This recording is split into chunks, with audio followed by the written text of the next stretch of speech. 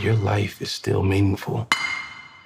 And I'm gonna do everything possible to keep them from taking it. In the film, we get a chance to really explore multiple topics and themes, but what theme initially just attracted you to the project? The project as a whole, I think, Bryan Stevenson and the work that he's doing, I was embarrassed to say that I wasn't that familiar with him about 4 or 5 years ago, but after getting to know him, listening to his TED Talk, reading his memoir, it was a story that needed to be told. Piggybacking on the fact that Michael was doing this incredible film. I look at Fruitville Station and what he did to us, and how he talked about us in a story that we were affected by. And with this, when he called, I was humbled and honored to be a part of it and to be part of a movie that will, I think, one of the most important films that he will do, and he was going to do many more, but I think this is one of the most important ones, and I wanted to respectfully be a part of. Mr. McMillan was convicted and wrongly condemned because he was living in a community where fear and anger was shaping the decision-making. And I think that fear and anger are the essential ingredients of injustice and oppression. The opportunity to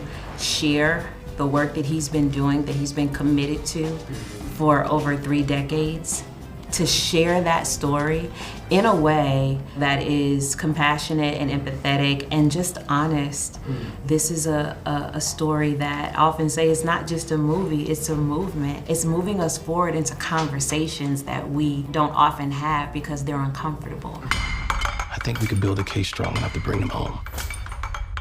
And I'm not gonna stop until I've done that. So I hope this film gets them close enough to the humanity and the dignity of people who have been wrongly convicted, unfairly sentenced, so that they're motivated to care more, to act on these reform questions that are everywhere, to get involved in dealing with these issues. I just wanted to be a part of telling Bryan Stevenson's story. He's an extraordinary man, truly a hero, and I say that at a time when that word is overused, but seldom really inhabited. To work with Bryan Stevenson and to see the way he's putting his life on the line every day to be a hero. What kind of misconceptions and or hesitations did you have about filmmaking before you agreed to, to let your baby be a part of the big screen? Right. What I realize about filmmaking is that it occupies a really important place in how culture is created and shaped. And I now am deeply committed to storytelling and filmmaking and cinema as an important player